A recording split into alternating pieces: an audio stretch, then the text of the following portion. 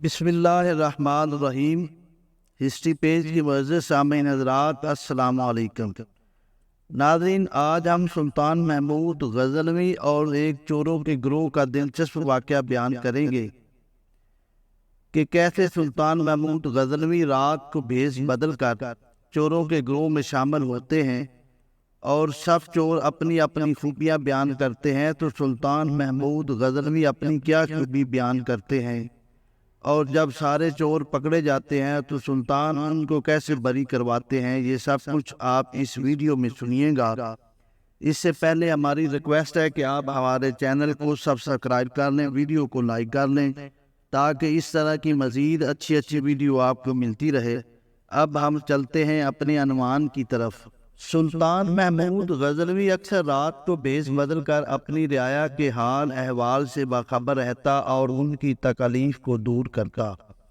ایک رات حسب عادت رعایا کا حال معلوم کرنے کے لیے بادشاہ سلامت بھیس بدل کر محل سے نکلے۔ گشت کرتے ہوئے ایک ویرانے سے گزرے، وہاں چند آدمی بیٹھے آہستہ آہستہ باتیں کر رہے تھے۔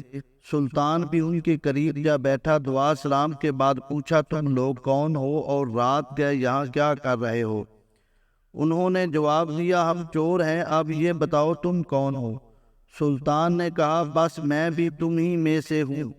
یہ سن کر وہ خوش ہوئے اور خوش آمدید کہا۔ وہ آپس میں اپنے اپنے ہنر اور کمال کے بارے میں باتیں کر رہے تھے۔ پہلے نے کہا، میرے کانوں میں یہ کمال حاصل ہے کہ رات کو جب کتا بھونکتا ہے تو میں سمجھ جاتا ہوں کہ وہ کیا کہہ رہا ہے۔ سب نے سن کر کہا، بھائی واہ، یہ تو بڑے کمال کی بات ہے۔ دوسرا کہنے لگا، ہے مالو زر کے پجاریوں، میری آنکھوں میں یہ خوبی ہے کہ رات کو کیسا ہی کیوں نہ ہو وہ اندھیرا ہو، جب میں کسی کو اس اندھیرے میں ایک مرتبہ دیکھ لوں، دن کی روشنی میں دیکھتے ہی پہچان لیتا ہوں۔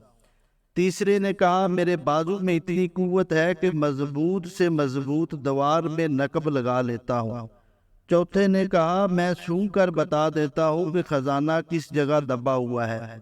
پانچواں کہنے لگا، میرے پنجے میں وہ زور ہے کہ میں اونچی سے اونچی جگہ پر کمند پھینک سکتا ہوں۔ پھر انہوں نے سلطان کی طرف دیکھ کر کہا، ہاں بھائی، اب تو بھی بتا تجھ میں کیا کمال ہے؟ سلطان محمود غزنوی نے جواب دیا، یارو میرا کیا پوچھتے ہو، اللہ کی مہربانی سے میری داڑھی میں ایک خاص وصف ہے، وہ مجرموں کو کیسے رہا کرا دیتی ہے، یا جن کو قتل کی سزا ہو جائے اس وقت اگر میں داڑھی ہلا دوں تو انہیں باعزت رہا کر دیا جاتا ہے۔